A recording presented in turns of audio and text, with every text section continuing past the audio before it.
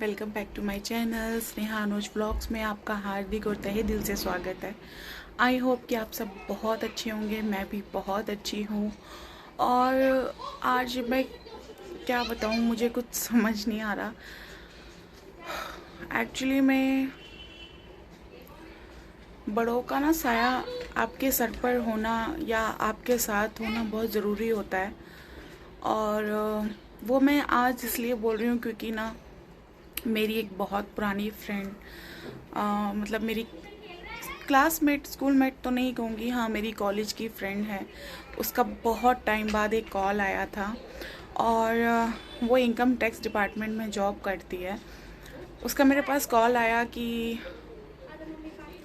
हाल चाल तो पूछे ही, क्योंकि हम बहुत पुराने दोस्त हैं और एक साथ जॉब भी कर चुके हैं। और लक बाय चांस उसकी government job income tax department में नौकरी लगी हुई है। लेकिन उसने मुझे किसी और डिपार्टमेंट में जॉब बताई कि यार तू घर पे क्यों बैठी है, तू इतनी टैलेंटेड थी और तूने अपनी स्टडी को क्या कर लिया। फील होता है, लेकिन जब बच्चे छोटे होते हैं उनको देखने के लिए कोई नहीं होता, उनके पास उनकी टेक केयर करने के लिए कोई नहीं होता, तो फील होता है कि काश कोई हो। और ये फील आपको तब होता है जब आपके पास एक बहुत अच्छी, बहुत बेस्ट अपॉर्चुनिटीज़ आपके पास आती है, तो बहुत ज़्यादा फील होता है। उसने मुझे फ़ोन करके बोला कि यार तेरे लिए एक जॉब है और पता नहीं मुझे तू क्यों याद आई और मैंने तुझे कॉल कर दिया। क्यों याद आई, कैसे आई? एक्चुअली मैं उसके पास, मेरी कोई इंस्टाग्राम की कोई रील उसके पास चली गई थी, तो उसने एकदम से जब मुझे पहचाना, मेरी इंस्टाग्राम आईडी वगैरह ओपन करी, तो फिर उसने मेरी दूसरी कलीग, मेरी दूसरी फ्रेंड को कॉल किया। फिर उसके पास मेरा नंबर था, उससे मेरा नंबर लेने के बाद मुझे मेरे पास कॉल आया है कि मैंने तुझे उस वहाँ पर देखा, मेरे पास से तेरा नंबर जो था वो मिसिंग है और ऐसे है।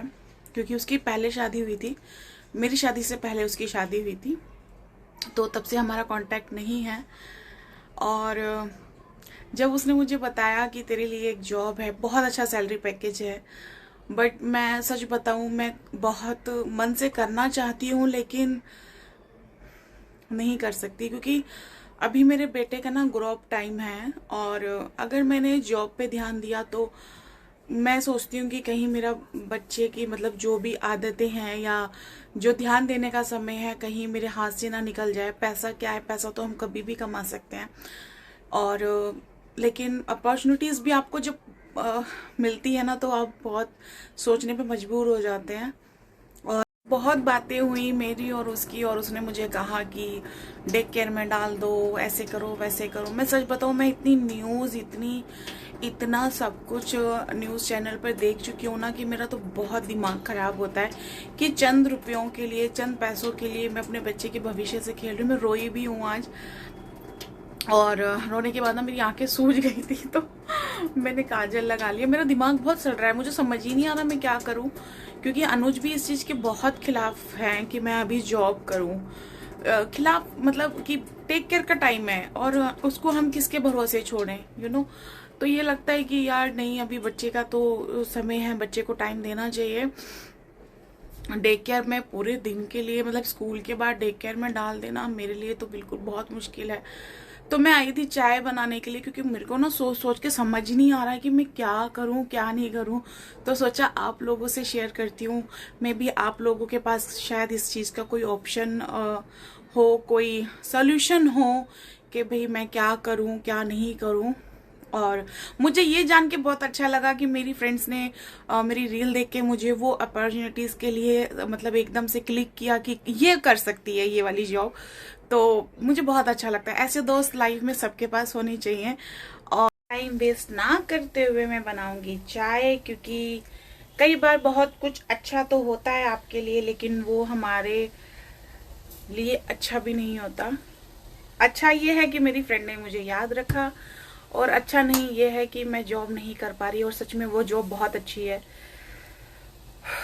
चाय पीते हैं, थोड़ा सा दिमाग ठंडा होगा। और यहाँ पर देखो मेरी चाय मैंने रख दी थी आपसे बात करते करते, और उबल गई है। मैंने इसमें डाली है अदरक और इलायची। अब मैं लेकर आती हूँ दूध, तो चलते हैं दूध लेने के लिए, क्योंकि अंजनी भी सो के उठ गया है। चाय नहीं पीनी तो मैं अकेले ही चाय पीऊँगी, अंजनी तो नहीं पिएगा। और अच्छा, आप मुझे बताइएगा कि ये बात सच है ना कि किसी बड़े का होना बहुत ज़रूरी है। हम जिस बिल्डिंग में रहते हैं वहाँ पर नीचे फर्स्ट फ्लोर पे उनकी सासू माँ हैं, तो वो पूरे दिन उनके बच्चे को देख लेती है, तो वो अपना जॉब पे चली जाती है। वो उनको अपने मतलब जो पोता है उनका, उसको स्कूल से स्टॉप से ले लेती हैं, ट्यूशन भी छोड़ देती हैं, खाना भी खिला देती हैं, और कुछ इम्पॉर्टेंट अगर नोटिस स्कूल से आता है तो वो भी देख लेती हैं। बट हमारे साथ तो ऐसा कुछ नहीं है। हम हस्बैंड वाइफ और मेरा बेटा ही है, सब लोग रहते हैं। ये देखो, एक्चुअली मैंने बालकनी में जाल लगवाया हुआ है बंदरों की वजह से। तो ये देखो, वो दिख रहा होगा आपको सनसेट होते हुए, बहुत अच्छा लगता है मुझे ये देखना। और अपनी ही बालकनी में मैंने ये कैलेंडर लगाया हुआ है। मैं यहाँ, ये रही मेरी वॉशिंग मशीन, यहाँ मैं कपड़े धोती रहती हूँ, यहीं मैं कैलेंडर देख लेती हूँ आज क्या डेट है क्या नहीं है, और कौन सा दिन है, और आने वाले टाइम में कौन से फेस्टिवल्स आएंगे, तो मैं ये सब देखती रहती हूँ। और मैंने यहाँ पे ना पहले सारे प्लांट्स लगाए हुए थे, लेकिन अभी मैंने बालकनी में बहुत सारे प्लांट्स लगाए हुए थे, लेकिन मैंने अभी हटा दिए हैं, बिकॉज प्लांट्स से ना आपने ना मेरा कल का ब्लॉग देखा होगा। कल के ब्लॉग में मैंने बताया था कि लिजर्ड से मुझे बहुत डर लगता है, छिपकली से। तो मैंने ना पहले जाल पे बहुत सारे प्लांट्स लगाए हुए थे, लेकिन मैंने एक एक करके सारे बाहर सीढ़ियों पे लगा दिए हैं। रीज़न ये है कि ये बिल्कुल हमारे बाहर वाले रूम से बिल्कुल अटैच्ड है बालकनी, तो हमारे जितने भी प्लांट्स थे उसके आगे पीछे आके कहीं ना कहीं वो छुप जाती थी लिजर्ड, तो वो घर में घुस जाती थी, तो मुझे मतलब बहुत डर लगता था। और लिजर्ड का डर तो मेरे लिए मेरी मृत्यु से कम नहीं है, मेरी तो डेथ ही हो जाएगी। तो मैंने इसलिए हटा दिए, मैंने बाहर सीढ़ियों पे रख दिए हैं।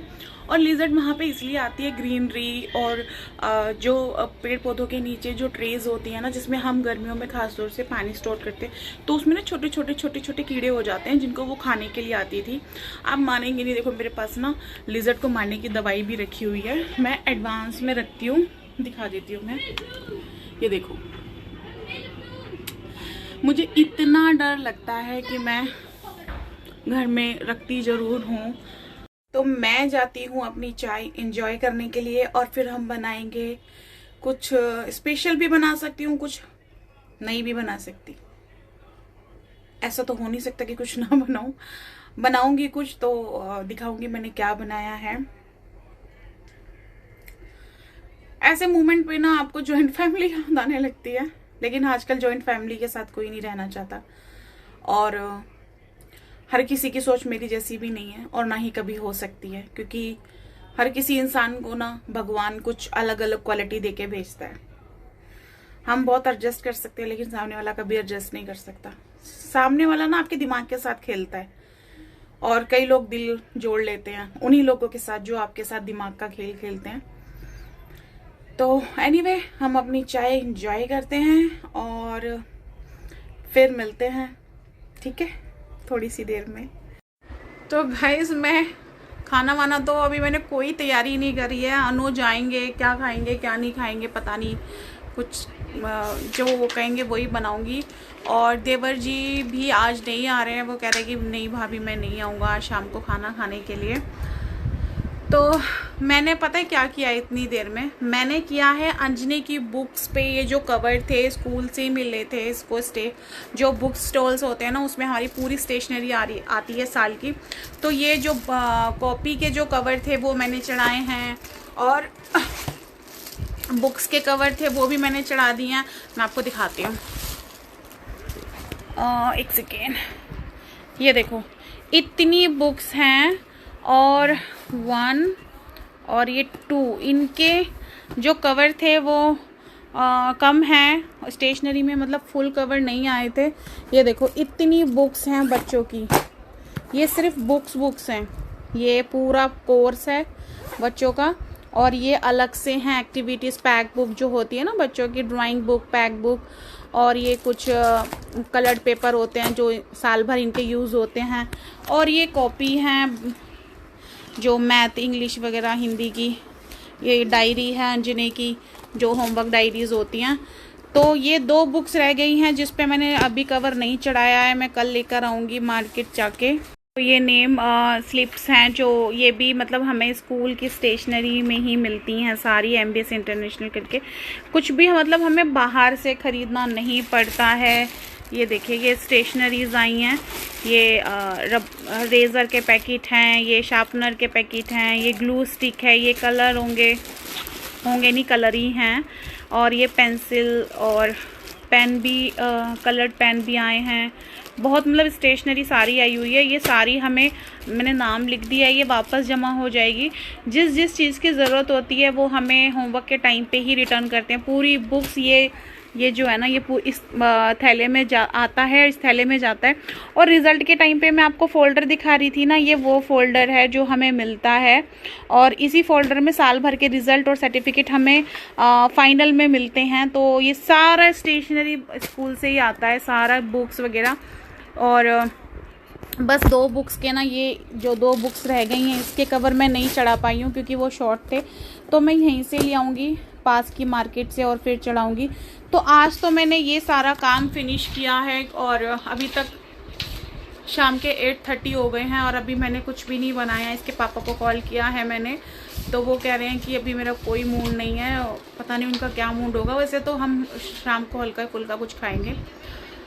और अंजनी कह रहा है मम्मी मुझे कुछ नहीं खाना है पापा। ये काम भी करना बहुत ज़रूरी था क्योंकि 3 अप्रैल से अंजनी की क्लासेस स्टार्ट हो रही हैं और 1 अप्रैल से अंजनी जाएगा ट्यूशन। मैंने आपको कल के व्लॉग में बताया था कि मैं अंजनी की ट्यूशन लगवा रही हूँ इस साल से, क्योंकि उसकी लैंग्वेज फ्रेंच लैंग्वेज स्टार्ट हो रही है। तो 1 अप्रैल से ट्यूशन जाएगा, 3rd से जाएगा स्कूल। तो मैंने कहा चलो ये काम भी ख़त्म कर लेती हूँ, क्योंकि मुझे नवरात्रों के चक्कर में ना घर की साफ़ सफाई भी छेड़नी है। अलमीरा और बेड वगैरह सारे हो गए हैं, सिर्फ थोड़ी सी मेरी अलमीरा रह गई है साफ़ करने के लिए, क्योंकि मेरी होती रहती है, क्योंकि मेकअप वगैरह मैं थोड़ा निकालती रहती हूँ तो मैं ऐसे ही रख देती हूँ। इन द सेंस कि मुझे उसमें से कुछ छटाई करनी है, कुछ सामान निकालना भी है, क्योंकि कई नेल पेंट सूख जाते हैं, कई लिपस्टिक शेड्स ख़त्म हो जाते हैं, तो फिर भी हम उसको जस्ट कोड के लिए, उसका लिपस्टिक का जो शेड कोड होता है उसके लिए रख लेते हैं, तो फिर वो रखी रह जाती है। वो सब मुझे साफ़ करने, बिंदी के पत्ते मेरे जो ख़त्म हो जाते हैं, 1-2 बच रहे होंगे, वो मैं सब फिर वहाँ से साफ़ सुथरा करूँगी। अच्छा, मैं ना कवर चढ़ाते हुए टाइम पे ना मैं ना अपने स्कूल के टाइम याद कर रही थी कि हमारे ना गिने चुने सब्जेक्ट होते थे। सोशल साइंस, SST जिसको बोलते हैं, साइंस हो गया, मैथ हो गया, हिंदी हो गया, और एडिशनल सब्जेक्ट हमें मिला था, इंग्लिश तो था ही, और एडिशनल सब्जेक्ट में हमें मिलता था पंजाबी या संस्कृत और उर्दू।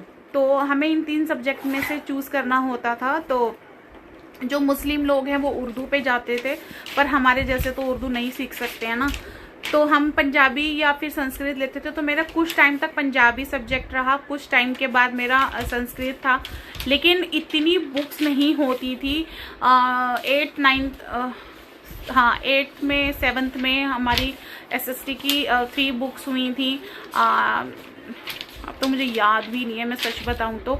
मैथ की ज्योमेट्री अलग थी, मैथ की अलग थी, और आपकी साइंस की 2 हो गई थी। हिंदी की जो थी व्याकरण बोलते, क्या बोलते हैं, उसकी भी 2 थी। लेकिन यहाँ तो भगवान, इतने छोटे बच्चों का इतना सिलेबस, इतनी बुक्स हैं कि मेरे बस की तो बात है नहीं। हमारी पढ़ाई कुछ और थी, अब के बच्चों की पढ़ाई कुछ और है, तो ट्यूशन्स तो लगानी बहुत ज़रूरी थी। तो आज के ब्लॉग का करती हूँ मैं यहीं पर एंड। आई होप कि आपको मेरे ब्लॉग्स अच्छे लगते होंगे। अगर ज़रा से भी अच्छे लगते हैं तो प्लीज़ मेरे चैनल को लाइक, कमेंट, शेयर कीजिएगा और मेरे चैनल को आगे सपोर्ट ज़रूर कीजिएगा। अभी के लिए बाय।